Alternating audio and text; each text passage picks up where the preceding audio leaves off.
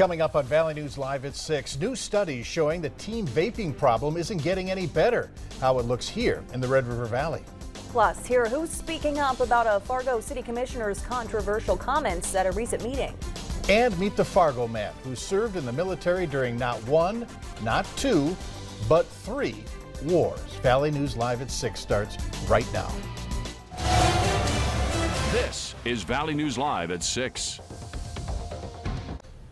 Good evening, everyone, and thanks for joining us. With our string of first alert weather days beginning today, running into Saturday, there are some significant changes coming our way. And with that, let's throw it over to our first alert storm team, Summer Schnellbach, for a look at what we can expect. Summer? Thank you so much, and good evening, everyone. Thanks for joining us. We have sunny skies. It looks gorgeous, but it has been a cool day. Today is the beginning of what you said, our string of first alert weather days. This morning, temperatures were chilly, but we're only going to get colder. The coldest spot this morning up in Can-Do at 28 degrees, but most of us, well, we were in the 30s. Right now, temperatures are cool. We are widespread in the 40s, right at 40 in Bemidji, and now Langdon already falling to 39. That's a sign of the cool to come by tomorrow morning. Let's look at our temperature change over the last 24 hours ago. 24 hours ago, it was 29 degrees warmer than it is now in Oaks and Jamestown, 27 degrees warmer in Fargo, Detroit Lakes, Fergus Falls, and in Wadena. So we do have those big changes coming our way. Thankfully, it's not quite as windy, but less wind, clear skies. That means temperatures are going to slide into the 20s by tomorrow morning. I'll have a look at your hometown forecast and just how low we go coming up in just a few chilly minutes. That's always a disconcerting phrase, how low we go. Thanks.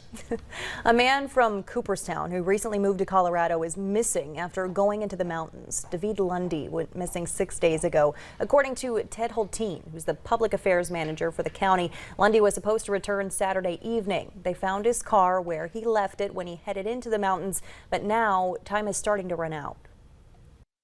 We've tried to remain very hopeful, certainly, and you don't want to assume the worst ever. And the best news we could ever get is that he's been, holed up somewhere safely waiting to be rescued. And, with each passing day, of course, Holteen says it'll probably switch from a rescue search to a recovery mission soon. That motorcycle driver who was injured in a crash with a dump truck yesterday afternoon in South Fargo remains in serious condition tonight. It happened on 52nd Avenue South. The driver of the dump truck was ticketed for failing to yield. Friends of the motorcyclist say he underwent his second surgery this morning. They also say this is his second crash in as less than a month. And they say just 2 weeks ago, he was hit from behind on 13th Avenue South. New tonight at 6, the latest government study on teen vaping suggests that there's been little progress in keeping e-cigarettes out of the hands of young kids and teens.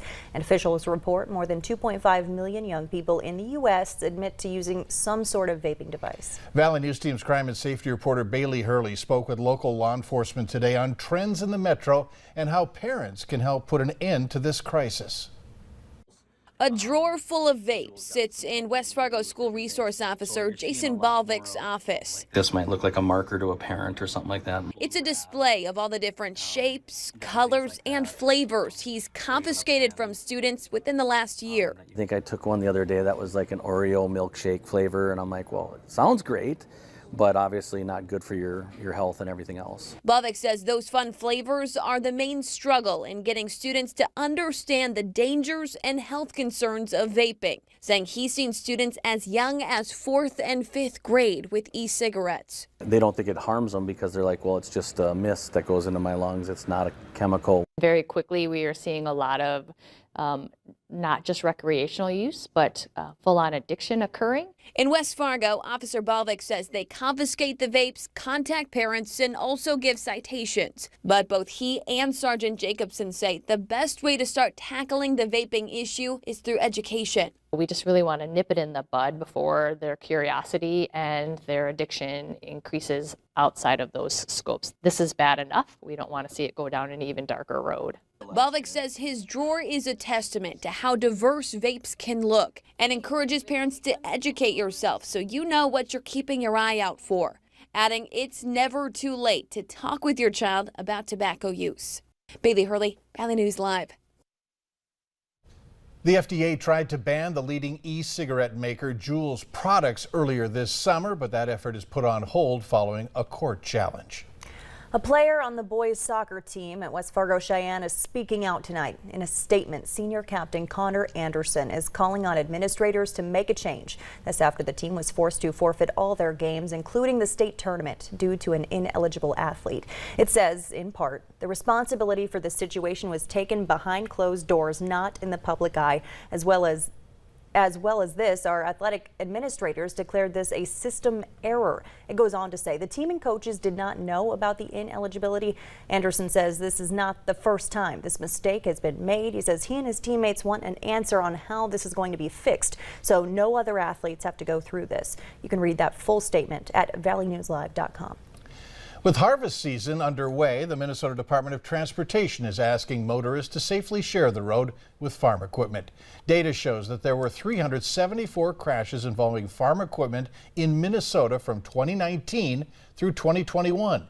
They resulted in 8 deaths. There were 133 injuries. Most were the result of speeding or distracted driving. Motorists are encouraged to slow down, watch for debris from farm equipment, drive with your headlights on, and wait for a safe place to pass. Daycare workers in South Fargo are picking up the pieces, literally, after glass was shattered into the rocks of their playground. Later tonight on Valley News Live at 9 and 10, we'll hear more on the problem of fixing this situation and looking to make it safer in the future.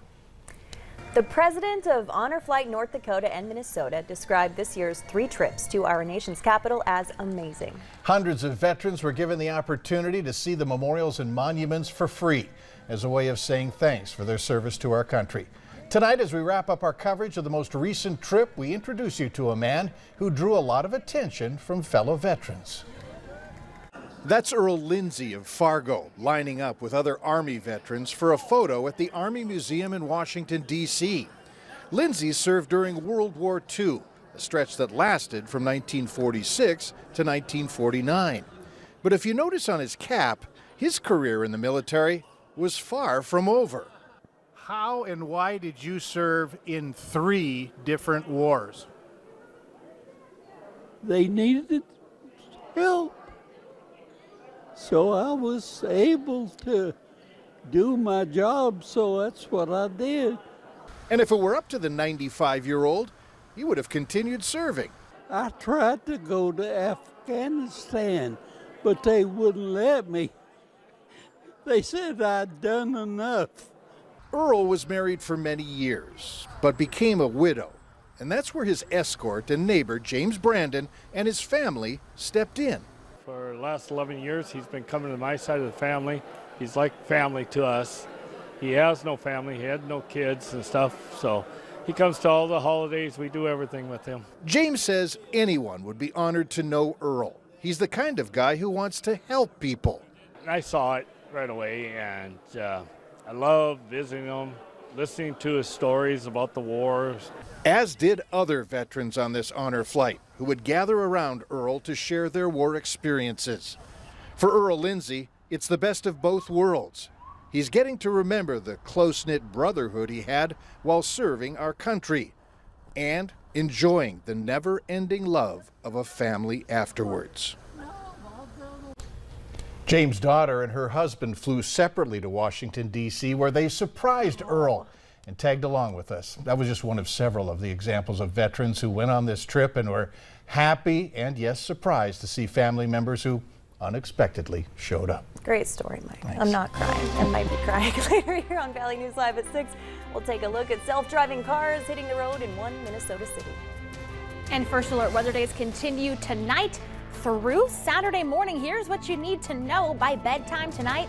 Be sure the garden is covered up, fresh veggies picked, host disconnected. Tomorrow morning, widespread freeze or hard freeze, and Saturday, cold morning, but then we start a warm up. I'll have your full forecast next after the break.